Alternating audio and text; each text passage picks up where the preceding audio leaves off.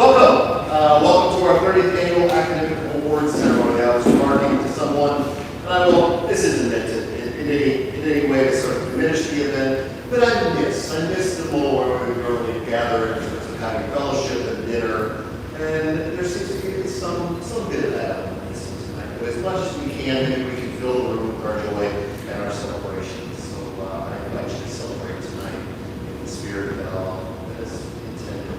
If I could ask, please, Dr. Ron Thomas, and give us an opening prayer.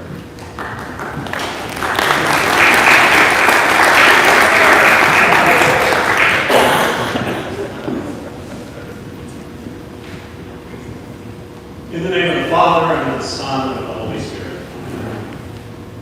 Lord Christ, your triumph is traceable through the minds and accomplishments of all the students who are gathered here tonight. Your care and your fidelity is also traceable in all those who are here who teach these students, who look after their interests, who have furthered them on their way. We are so enormously grateful for all that you are, Lord Christ, and for all that you have given us, and all that you have promised for our future. Especially tonight, we remember students as they move out, those who are graduating into their larger lives. Help them to be true to you. Help them to sense your blessing. Help them to be thankful for all that they've received from this place. Receive our thanks for this place, for all you've given us, for the future. We also remember tonight, of course, Lord, all of those who have made it possible for these students to be students, their parents, their friends, all their benefactors. May they share your blessings that we sense this night. Receive our thanks, Lord Christ. In the name of the Father, and of the Son, and of the Holy Spirit. Amen.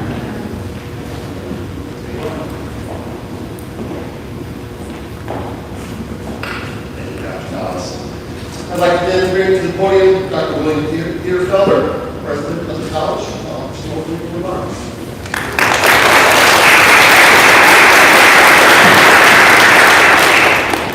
Well, I'll tell you first, I appreciate Brian coming up, even though he's been prepared till last second. But I could have had you go longer. I'm just starting to get into it. Something about the Easter Vigil, by the way. Somebody said to me the other day, like, oh, I don't know if I go to the Easter Vigil, it's just too long. And I said, actually, that's why I go to the Easter Vigil, because it is really long. And I love it because once you get there, you know you're there. You're going to be there for a while, right? So it helps you to kind of get yourself into the moment and to reflect on what's happening and to really rejoice in the resurrection. So this is a bit of a resurrection in the sense of what just joy there is in having this event. I am amazed at your talent and those that are watching. We had, just this past fall, 100 students on the President's List. That is 100 students with a 4.0. I mean, that is remarkable. Yeah. We have something, I might be off a little bit of the number, but roughly 430, 435 students on the Dean's List. So if you kind of put those two together, you can almost say half of the traditional students here at Belknap College are really excelling academically at a very high level. So that brings me great joy. It also makes me think, as I was coming over here, I thought, one thing about having an athletic website is that obviously you get results all the time from what's happening. So you hear about so-and-so accomplished this, or this team won this, or they went on to this. And I was thinking to myself, with all the talent here, and with all that you've done, we got to get sort of, I don't know, we've got an academic equivalent of the athletic website, right? Where all of these things on a weekly basis are being put up about you and your accomplishments and work, because it's the central reason that we're called college, right? Is that you're here academically, hopefully be formed in all ways, but certainly we're an academic institution. And to perform at such a high level, and not to have that recognized more publicly. And I know I'm Magnolia, you're not looking for that, but I think it's a great help and inspiration to others to see your witness, to see how you apply yourself and how you're using the skills, talents, and abilities God has blessed you with. And so I'm not going to go on here because I know there's a whole line of things to come. I will say, and some of you have heard me quoted before, but I love that prayer, that blessing that happened to Leo Hague when he blessed the cornerstone of Stowe Hall. He said, the work of prayers here shall spread God's blessing on this beautiful country in the years to come, when perhaps few of you who are listening to me now shall be among the living. And I just love that prayer because it's, how is the work of prayers here going to spread God's blessing on this beautiful country in the years to come? And it's you. Quite literally, you are God's blessing that will go out and be spread over this beautiful country in the years to come. And I love this prophetic nature about it. It gives us something about our history, which, as we come up April 21st, 1876 to now, that's this April 21st, 145 years, it's an opportunity for us to reflect on all that history, all that good, all of that sacrifice, all those that came before us, all those other students who were in your place, and now you're going to be moving on, and there's going to be, hopefully, God willing, many students to take your place, and that this is going to go on. And we had that prophetic nature that this was going to go on. Perhaps a few of you who are listening to me now shall be among the living. So I pray and hope for the same thing. I pray that you will continue to be God's blessing that goes out and spread over this beautiful country. And I pray that this will go on long after all of us are no longer here to hear it. So with that, I'm just going to say thank you all so much for everything that you do, especially our faculty. I know not all of you could be here this evening. I know it's those that are in charge of specific departments and programs. But to our entire faculty, again, all of you as students didn't do this by yourself, right? I mean, you got here because of the dedication, the love, the sacrifice of our faculty and staff that are here. And so I'm just forever grateful to all of our faculty who have given their lives to help you be here today and for you to be that blessing that goes out over to people in years to come. So with that, I'm going to stop and say just again, thank you. I see how the classes come in, and maybe before we go, I'd ask our class if you'd like to come up, maybe we just say a word, what are you? What's the right term? You're not awardees, are you awardees? Let's just say to our presidents, those students, and those that are watching. Have a blessing. Thank you very much. It gives me the opportunity to thank first and foremost of all our faculty, who are the ones, as Dr. Fairfield has said, have really devoted their lives to educating you, students who are here this evening. And especially, as all of you know, both faculty and students this year, it has been somewhat of a challenge.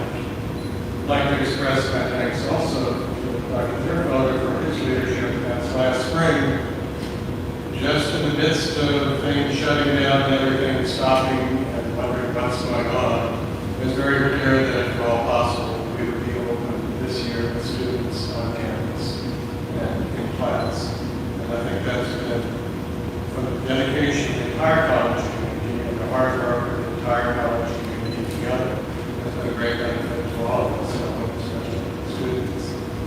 And as was just mentioned, this is kind of the heart of what we do here. Education, and you have excelled in that. And you are really the reason students are the reason why Belmont College exists. We hope that it has been for you indeed a challenging year, but also in many ways perhaps the most enriching year of your education. And to deal with unexpected and unwanted intrusion into what had been planned as a somewhat normal college year time. That this was perhaps a good training for life that comes, which often brings us many unexpected and uninvited intrusions into a life that we carefully planned. You realize that because, in large part, to the education we've had here, you go forth confident to meet those challenges and not be overwhelmed by those challenges, and to pass on to others the truths and good things that you have received. So on behalf of my confreres and officers on that, to all of you for being honored this evening, congratulations. Thank you for coming to be part of this college community, especially for those of you who will be leaving this college community as you graduate. And as I tell you, Dr. Bergen, when you're looking at the college, we hope you never leave, in the sense that the impact that this community has had on you is something you take with you for the rest of your life and contribute that to the welfare of others. So congratulations.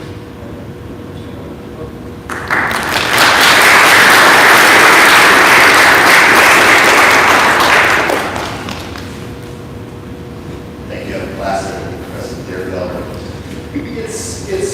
It truly is my distinct pleasure to present this next award, Adrian Award for Teaching Excellence. This award was established in 1984 by the support of Mr. and Mrs. Herbert Adrian to recognize and reward outstanding teaching performance by faculty members at Belmont College. And this year's recipient, I'll tell just one quick anecdote in a moment, but some of my favorite people on this campus. Faculty and students this year are selected as the Adrian Award winner, Dr. Michael McLeod, Professor McLeod.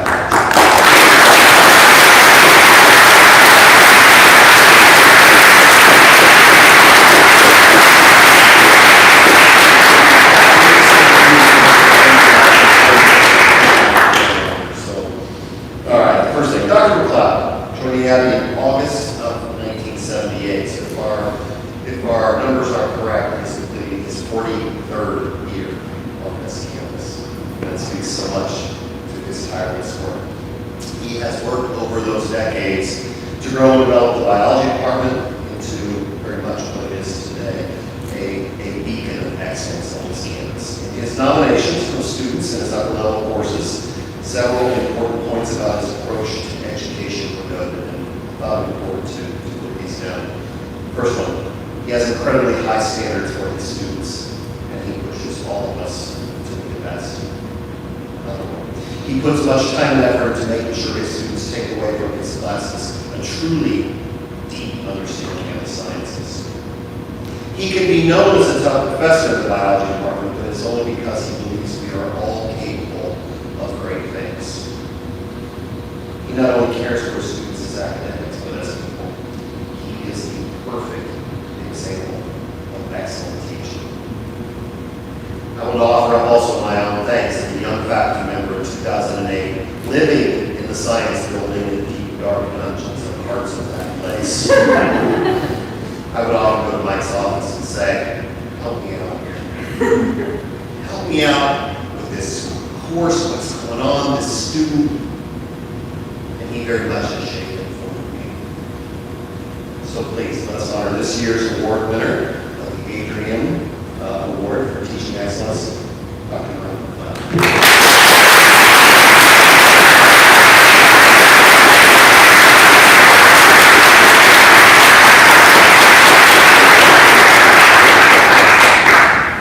Travis, I'm now properly embarrassed.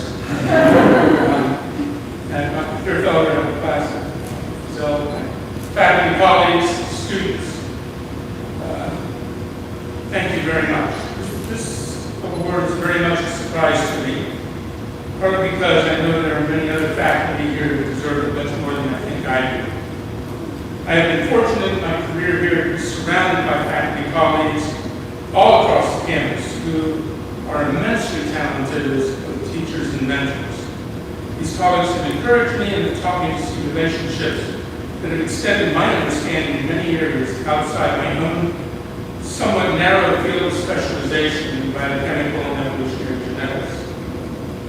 I particularly want to thank my colleagues in the science division, both present and those retired, who have given me the benefit of their wisdom, their support.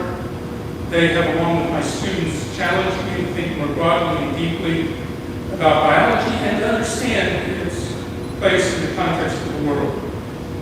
Finally, and most especially, I want to thank my wife, who for almost 49 years has supported me and encouraged her understanding, patience, and love have been the reason for anything I have done or accomplished, and I would be lost without it. Normally, the Adrian Award speech is a very thought-provoking and intelligent speech. This ain't gonna be that kind of talk.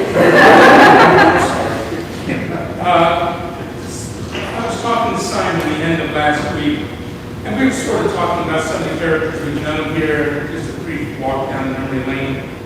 And I decided that since I am much closer to retiring than I am starting out, I'm going to take this time, whether you like it or not, I'm going to take this time to review my own career and some of the highlights and some of the changes I've seen in my 43 years. Leaving any judgments so to you. My coming to the Abbey was somewhat coincidental and serendipitous. They had fired the entire previous biology department the spring before I came. Everybody was gone. Betty Baker, who had been teaching at 2 other schools part-time, stopped in here looking for maybe a part-time job here. She walked in the door, asked, they hired her on the spot for a full-time position, and made her chair of the department. And then they handed her this big stack of applications. Coincidentally, I had just finished an interview at a Carnegie One institution where at the end of the interview I said, don't call me, I'll call you. Everybody there had spent their time telling me how bad somebody else was in work, and it was never the same person. I came back here, back to home, and I called here, and Betty had just been hired, and she looked at that stack of applications, and she had me on the phone and said, why don't you come for an interview? So I came for the interview. 2 days later, I was here. I was picked up at the airport. I came on campus. The first person I met said, hi, welcome to the Abbey. We just fired the last biology department. You got to remember what I say, right? Betty liked me because I could recognize pieces of equipment that had been taken apart and scattered over 3 labs. George Herndl, who was filling in the academic dean's office that summer, He was the chair of the English department, but the president and the academic dean were both leaving that summer. He told me much later that he liked me because, in addition to my undergraduate majors in biology and chemistry, I had completed all the requirements for a major in English Lit, and he thought I'd make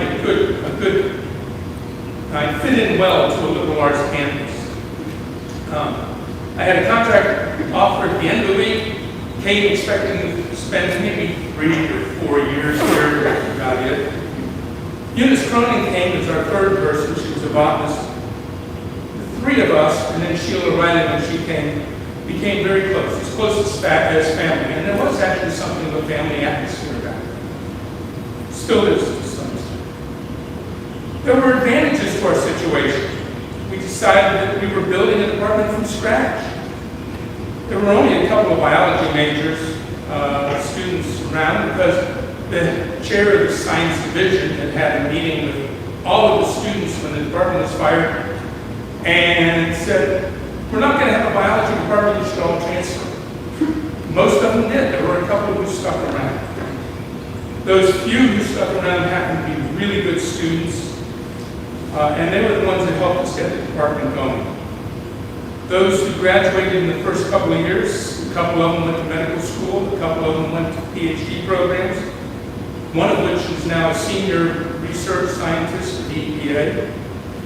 We have one who is a director of one of the branches of the National Library of Medicine, the National Institutes of Health, one who runs a microbiology lab for a huge medical complex, one who received a master's in biology at Notre Dame and then went on to become a priest.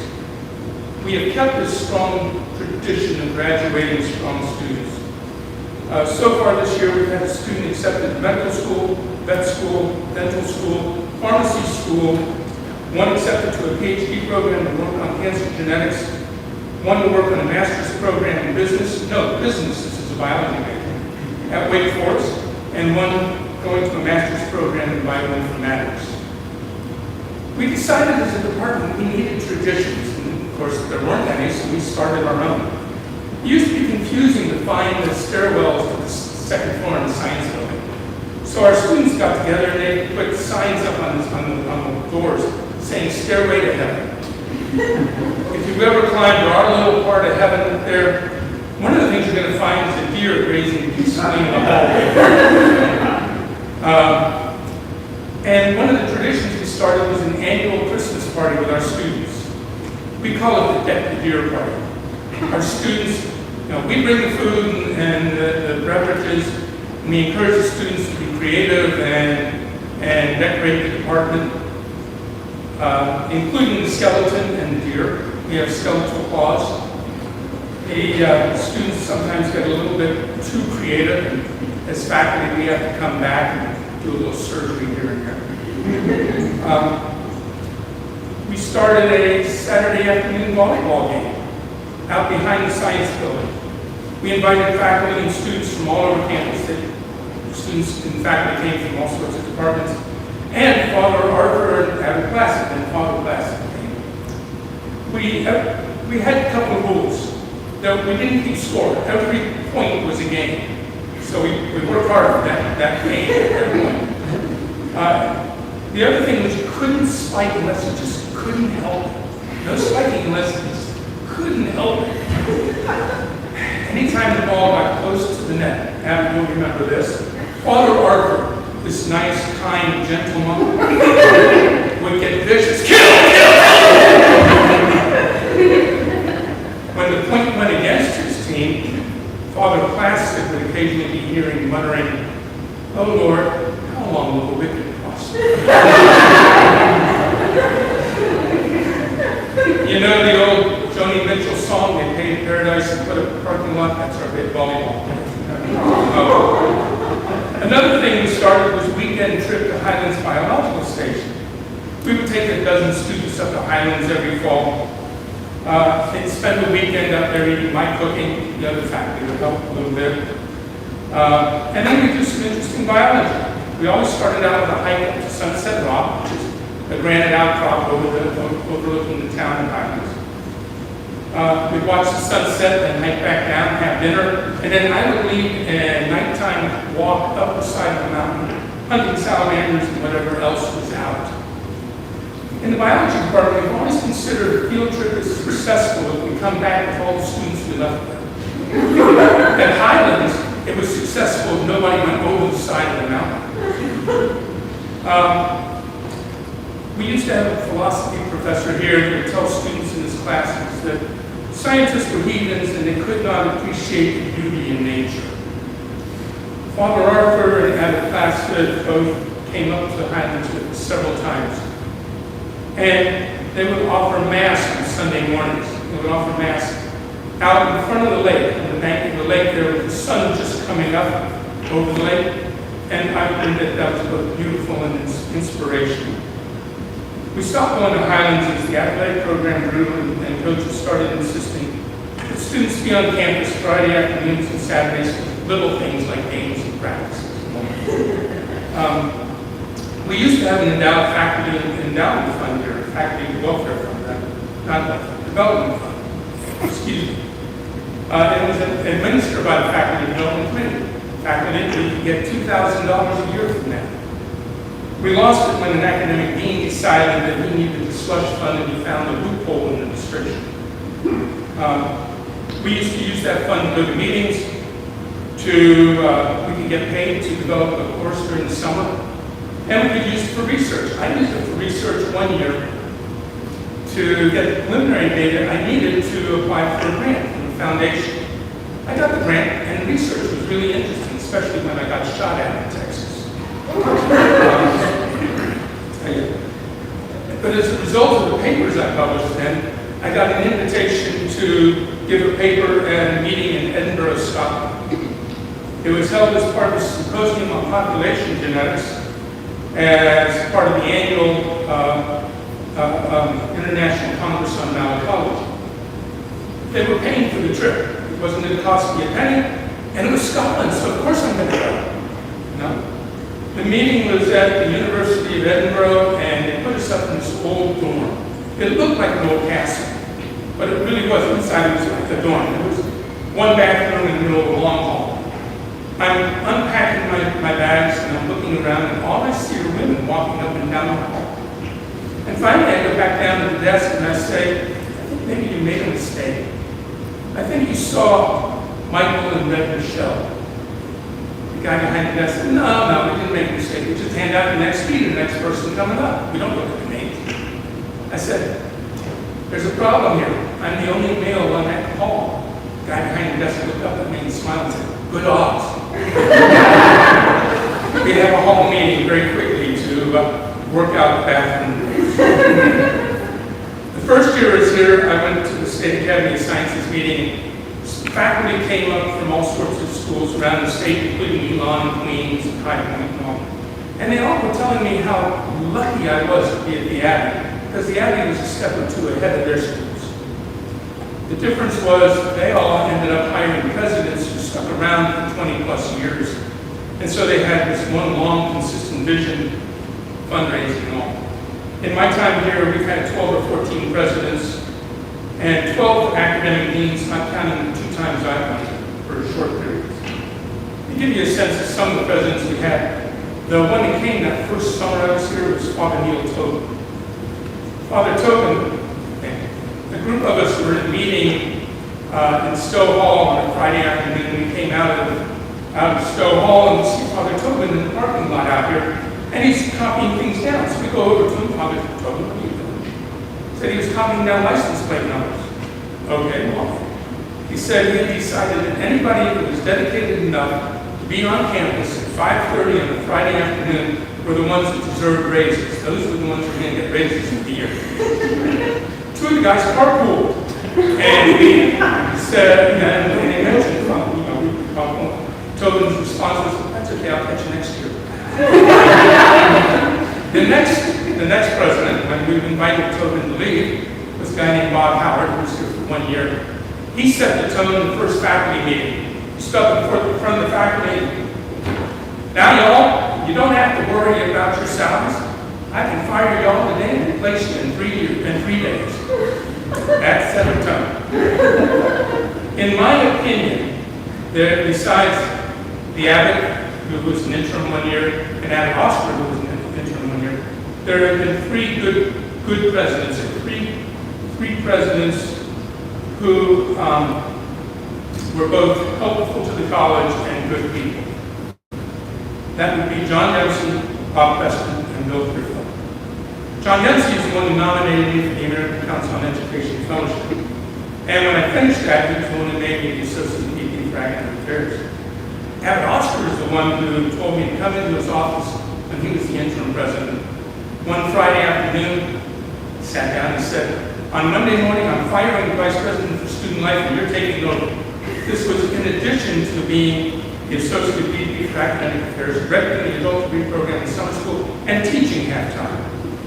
Now I was going to be the Vice President for Student Life. He said, Abbott, I don't know anything about student life. And those of you who knew Abbott Oscar, he had long fingers.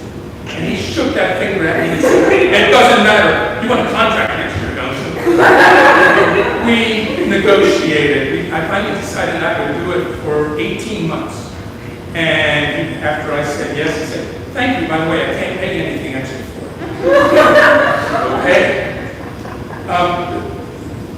Sort of set the context for my time in student life. That first Monday morning, the campus nurse quit and posted flyers all over campus saying there was now not going to be any health care on campus and the college was closing in May. I had to sort of work through that with all students. Student life was interesting and you could not pay me to do it again. During my time in student life, I had bomb scares, a meningitis scare, several fires, and a whole bunch of 3 a.m. phone calls. 5.5 years later, that Dr. Preston let me go back to the faculty. Things have changed in the past 43 years, it's obvious. We have more buildings and all. There were 49 monks in the community when I came, and about half of those actually worked in the college. The monks used to come out at lunchtime every day, and you'll remember this, they would walk up and down Abbey Name. The students called it the monk races. But here's the thing, this presence of the monks in the faculty, in the administration, and visible on campus every day really reinforced the Benedictine nature of the campus. In 1978, we had 57 faculty and 29 administrators for Student Academy. We have a few more students now, so things are different. I've had what you might call an interesting career, and in my 43 years, I've seen some changes here. But one thing that's remained the same is that our mission in 1978 was to educate students, and that still remains the core mission of Belmont Abbott College. So, my colleagues, my friends, most importantly, my students, thank you for encouraging me, supporting me, tolerating me, and inspiring me for 43 years. Thank you.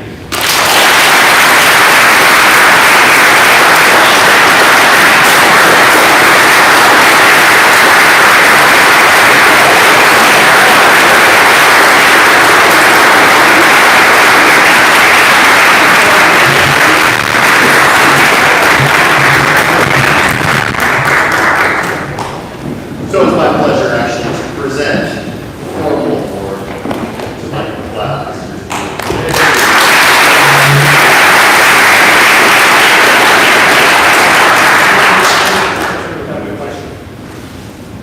We're going to hold our breath for socially, physically.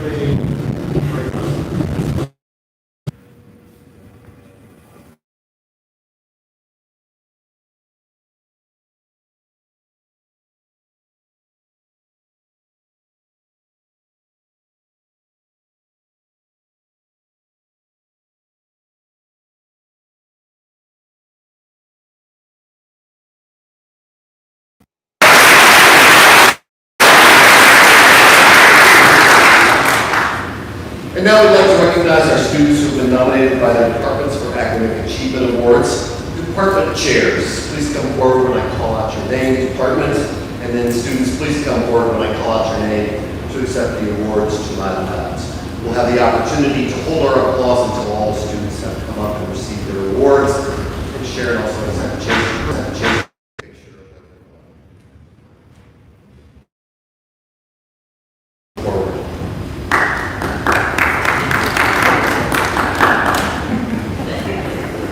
Our first student is Alexander Downing, the outstanding senior in the Department of Accounting. Next is Madison McGee, an outstanding senior in the Department of Accounting. Hannah Roney, outstanding senior in the Department of Accounting.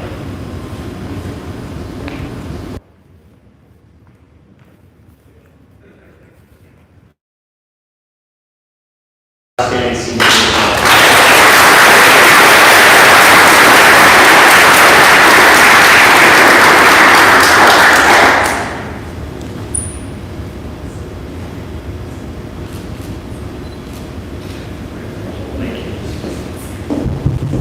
Next, biology. Dr. McLeod, please come to the podium. Our first student is Charles Daniel, the Outstanding Biology Student Award. Next is Gabrielle Grayson, Outstanding Biology Student Award. And Chloe Herman, Satya Luis Prakash Award. Please recognize that.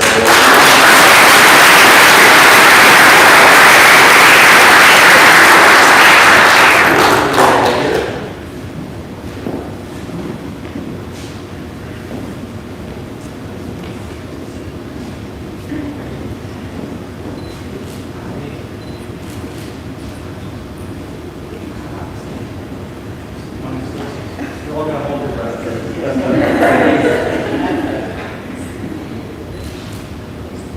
Thank you. Next, from the Business Department, Dr. Brad Frazier.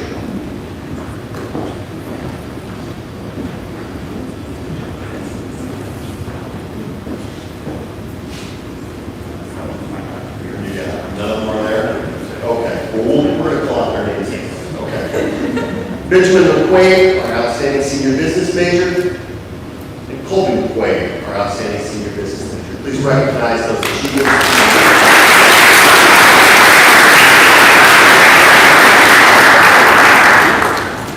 Next, criminal justice, Dr. Julie Beeman.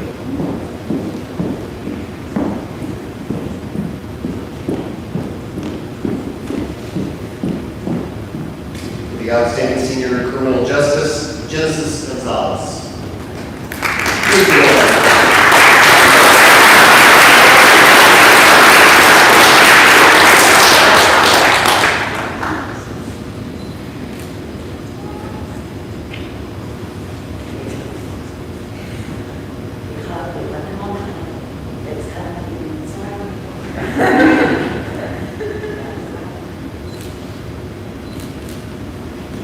Thank you. In economics, Dr. Gary Scott.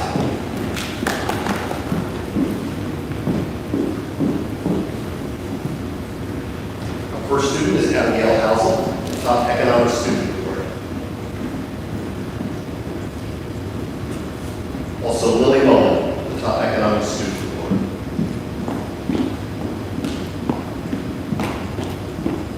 Please recognize our students.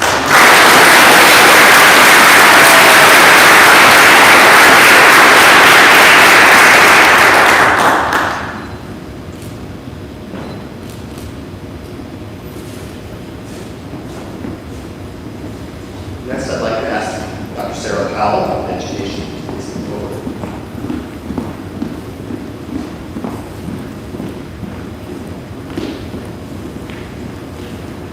And our first student is Daniel Bledsoe, the Outstanding Educational Studies Award.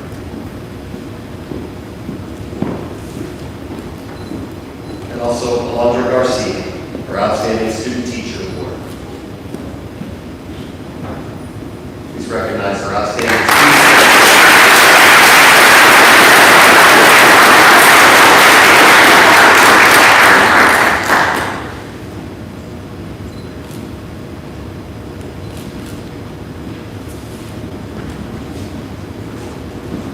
In English, Dr. Carol Norman, please come forward.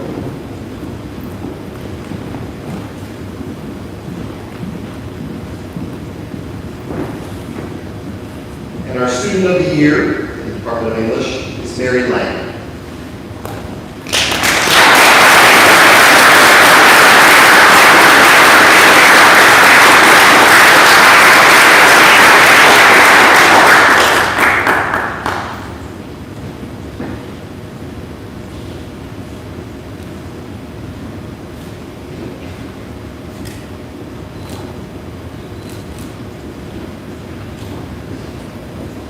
In government and political philosophy, please Dr. Joseph Osaki come forward.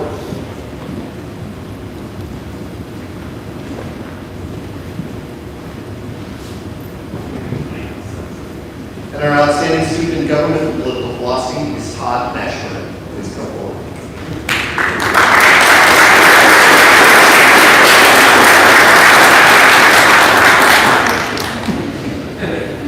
In history, Dr. Daniel Hutchinson.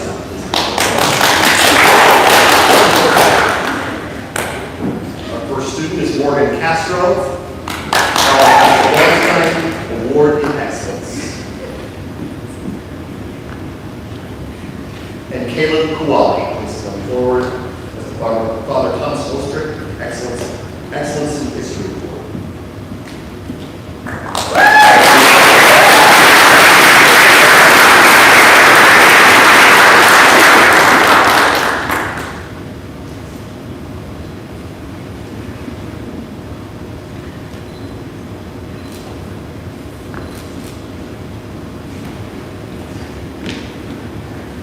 In interdisciplinary studies, Mr. Tad Dixon, please come forward.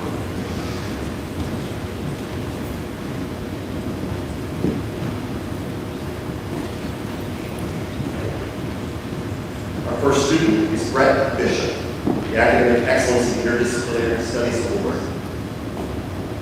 Our next student is James Bodenheimer, and Academic Excellence in Interdisciplinary Studies.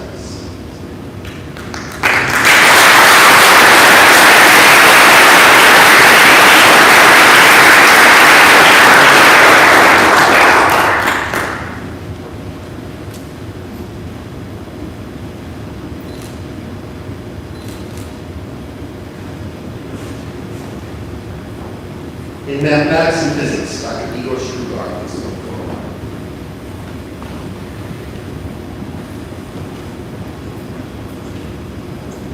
And our student award winner of the Academic Excellence in the Department of Mathematics is Crystal Welsh.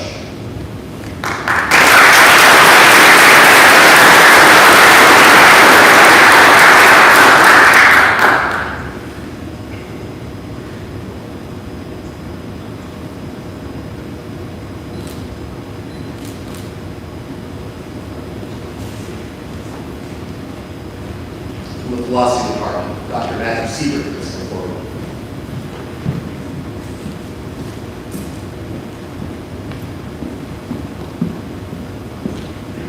Our first student award winner in philosophy, and outstanding academic achievement in philosophy, is Rachel Lang.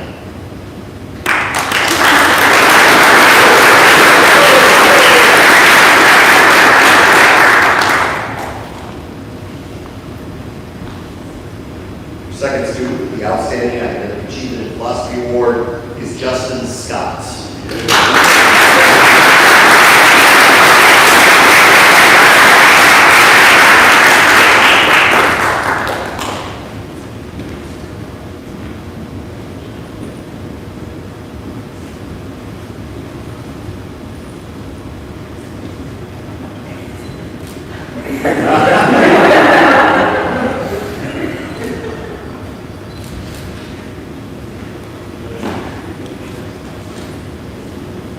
In psychology, Dr. Shane Gomes, please come forward.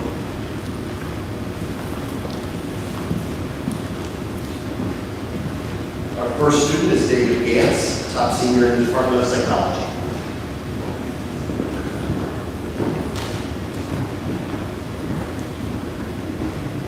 Also, top senior in the Department of Psychology award winner, Nicholas George.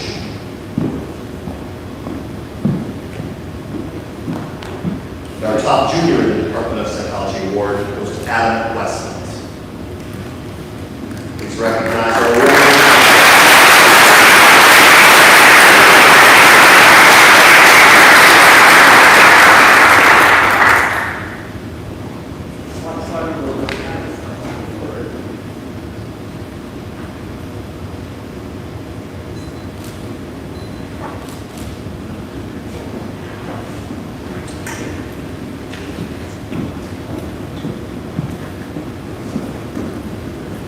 Dr. Trey Cunningham, sport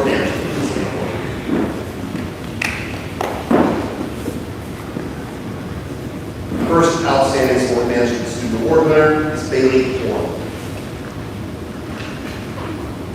The next award winner, the outstanding sport management student, is Aaron Walsh.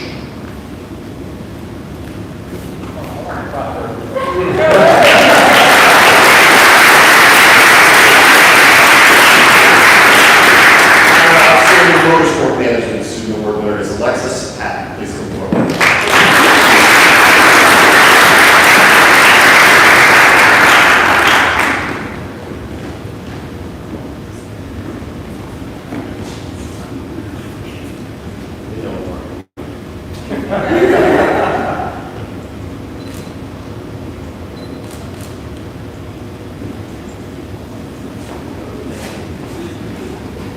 In theology, Dr. Alessandro Rovato, please come forward.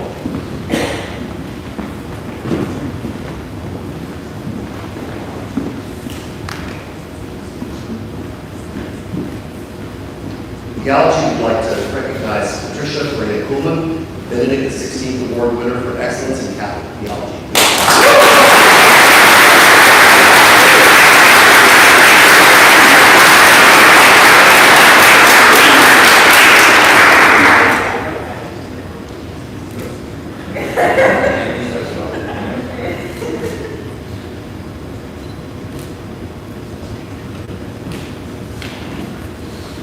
Now we'd also like to recognize the recipients of special programs for those awards. Mr. Simon Donahue, would you please come forward for Outstanding Academy Players Awards.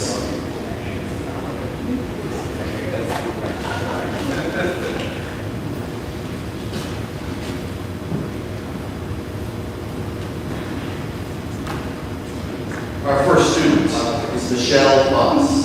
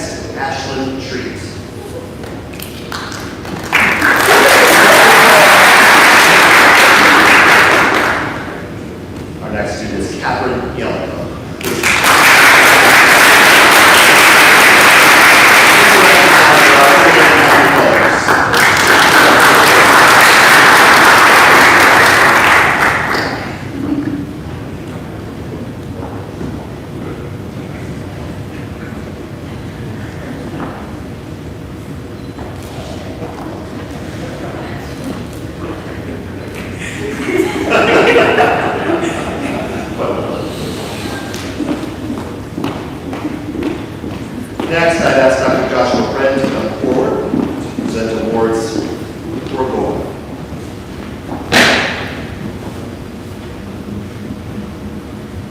First, Sarah Weiser, Agro Art and Photography Award.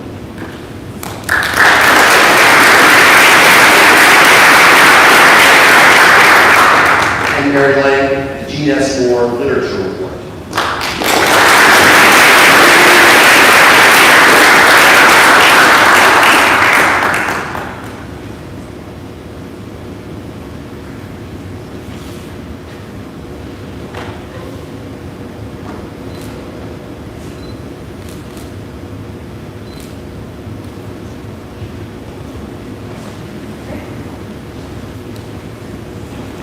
I would ask Dr. Joseph Osaki to come forward and recognize our outstanding student in the Honors College.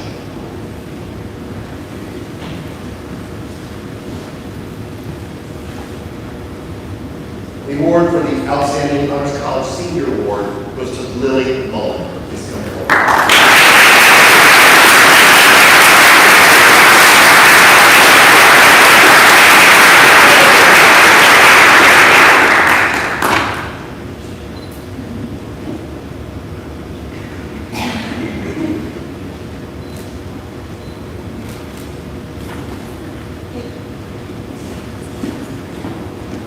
I would ask Dr. Julie Beeman to come forward and recognize the outstanding senior student athlete.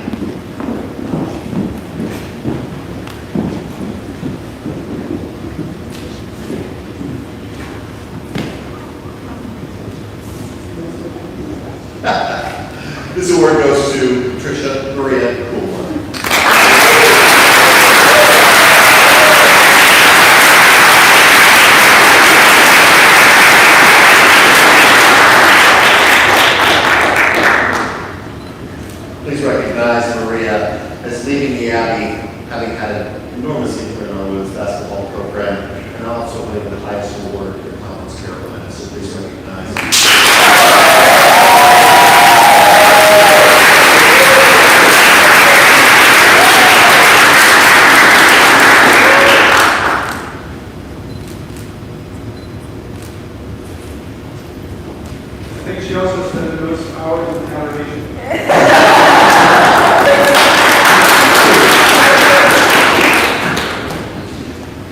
Please join me one more time in recognizing these outstanding students. Students, please stand.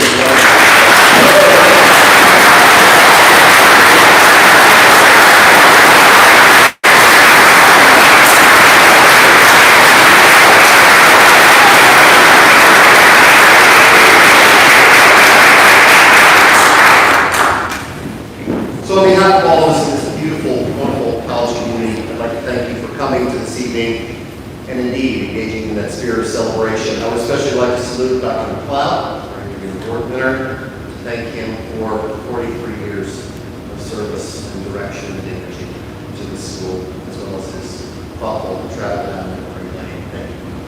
Have a class. Keep you all for one last closing prayer. Close out our celebration.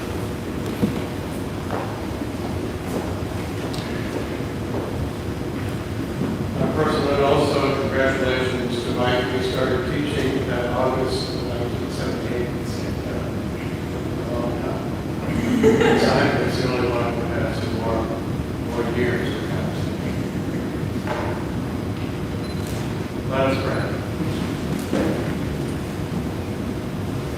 Father, as we conclude this celebration and as we bring this academic year here to its end, we thank you for our many blessings. Foremost among them are the students that you sent to us, particularly those who come. We thank you for sending them here.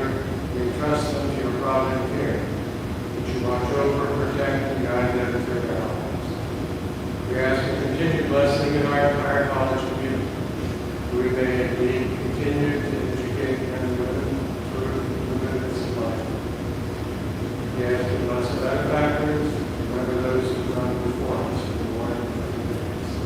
Help us always to be faithful to your will. Protect us in our ways and bring us to last all together in Jesus Christ. Amen. And Father, and the Son.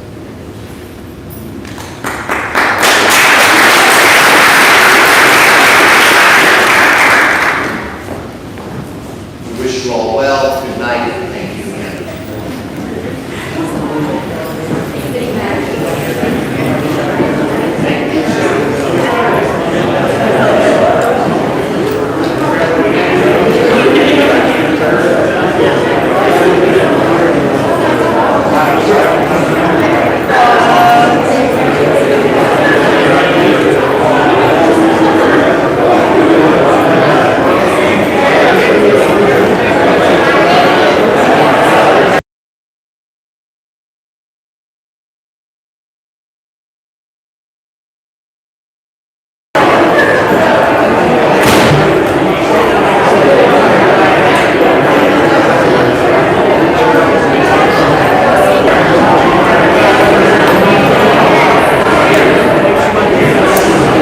How are we doing with making progress on being able to do direct wiring into camera? We're working on it. We had something the other day, but we needed to, the camera didn't quite work for us, and so we're trying another setup. That's okay. Thanks for doing this tonight.